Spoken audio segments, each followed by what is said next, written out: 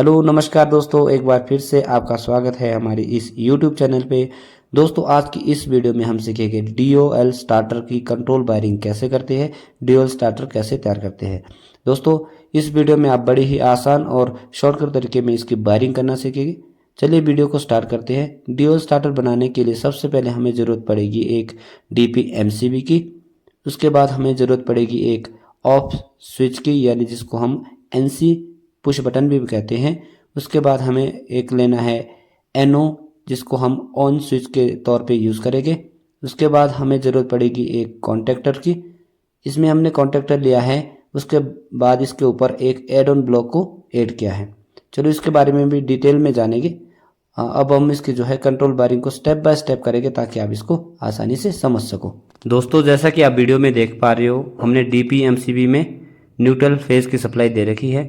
हमने black colour की wire neutral के तौर पे यूज़ की है और येलो कलर की वायर हमने फेज के तौर पे यूज़ की है। सबसे पहले हम इंटरलॉकिंग के लिए फेज वायर उठाएंगे। फेज वायर यानी पीले कलर की वायर है, उसमें हम एक रेड कलर की वायर की लूपिंग देंगे जो आगे ऑफ पुश बटन है जो रेड कलर का है उसके साथ इसके कनेक्शन करेंगे। हमने फेज वायर को DP MCB में पहले इसके कनेक्शन कर लिए है। अब हम ऑफ पुश बटन जो हमारा NC पुश बटन होता है उसके कनेक्शन करेंगे। इस पे हमने इनपुट सप्लाई इसकी जो दे रखी है पहले फेज की। इसके बाद हम हमारे पास जो दूसरा है वो है ऑन यानी NO पुश बटन, जिसको हम ऑन के तौर पे यूज़ करेंगे। इस पे हम phase wire NC push button से यानी ऑफ पुश बटन से आगे इसके कनेक्शन करेंगे ऑन पुश बटन के लिए जो होता है हमारा NO। अब इसके कनेक्शन हो गए हैं। अब हमने फेज वायर DP MCB से सबसे पहले हमने ऑफ पुश बटन को दी। उसके बाद हमने जो ग्रीन कलर का है ऑन पुश बटन उसमें इसके कनेक्शन किए। उसके बाद हम वहीं से एक वायर उठाएंगे और जो हमारा नीचे कॉन्ट्रैक्टर है उसके A1 टर्मिनल पे इसके कनेक्शन करेंगे। सबसे पहले हम ऑन पुश बटन में इसके लूपिंग कर लेते हैं, यहाँ से एक लूप के कनेक्शन कर लेते हैं। इसके बाद हम जो हमारा जो नीचे कॉन्ट्रैक्टर है इसमें दो A1 और A2 टर्मिनल यानी कॉइल के टर्मिनल होते हैं। तो सबसे पहले हम A1 टर्मिनल में इसके कनेक्शन कर लेंगे। इसके वायर को हम इसको अच्छे से टाइट कर लेते हैं। दोस्तों जैसा कि आप वीडियो में देख पा रहे हो, सबसे पहले हमने क्या करा कि फेज वायर को उठाया और उसको ऑफ पुश बटन में जोड़ा। उसके बाद ऑन पुश बटन में जोड़ा। उसके बाद ऑन पुश बटन से लूपिंग आगे गई कॉन्टैक्टर के A1 टर्मिनल पे। दोस्तों अब हम न्यूट्रल वायर के कनेक्शन कर लेते हैं। DP MCB से हमने एक लूप लेनी है यानी न्यूट्रल।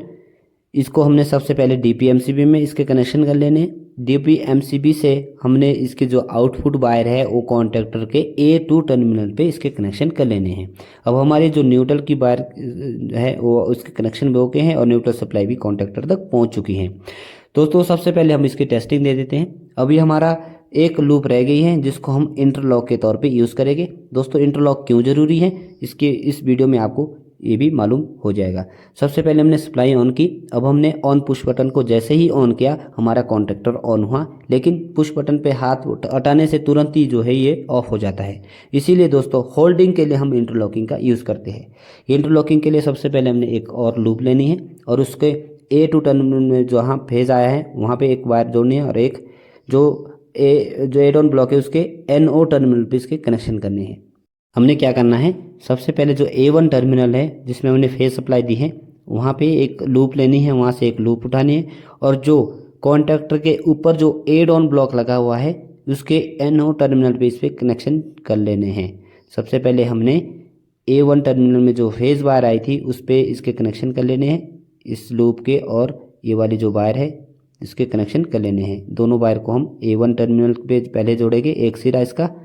इसके बाद इसको अच्छे से टाइट कर लेते हैं ताकि ये जो है आउटपुट सप्लाई प्रॉपर दे सके। इसके अगर लूज कनेक्शन होते हैं तो ये स्पार्किंग करेगा। इसके बाद जो हमने जो लूप ली है उसको उठा के जो हमारा एड ऑन ब्लॉक है उसका ऊपर वाला सिरा जिसको हम NO कहते हैं, जो जहाँ NO लिखा होगा उस पर इसके कनेक्शन कर लेने हैं। उसके बाद जो एड ऑन ब्लॉक का NO है, NO के दो सिरे होते हैं। A1 में हम एक साइड हमने जो है एक सिरा जोड़ रखा है, वहाँ से हम दूसरे साइड से जो आउटपुट रहेगी जो दूसरे साइड जो NO है उसके लिए हमने एक और लूप लेनी है। NO के आउटपुट जैसे आप देख पा रहे हो NO के आउटपुट से वायर उठानी है और सीधा जो है हमारा जो ऑन पुश बटन था उसके इनपुट पे इसके कनेक्शन कर लेने हैं। जो फेज़ आप देख पा रहे हो फेज़ वायर पार से आई यानी ऑफ पुश बटन में सबसे पहले आई, उसके बाद ऑन पुश बटन में गई, तो उस पर इसके कनेक्शन कर लेने हैं। सबसे पहले हमने NO से एक वायर उठाई और इसके इनपुट पे ध्यान रखना, इस पे इसके आउटपुट पे इसके कनेक्शन नहीं करने हैं, इसके इनपुट पे इसके कनेक्शन करने हैं, जहाँ पे सबसे पहले फेज सप्लाई आई थी। ये इस तरह से, अगर हम दूसरे साइड से करोगे तो ये सेम ही कनेक्शन रहेगी, तो ये होल्डिंग का काम नहीं करेगा।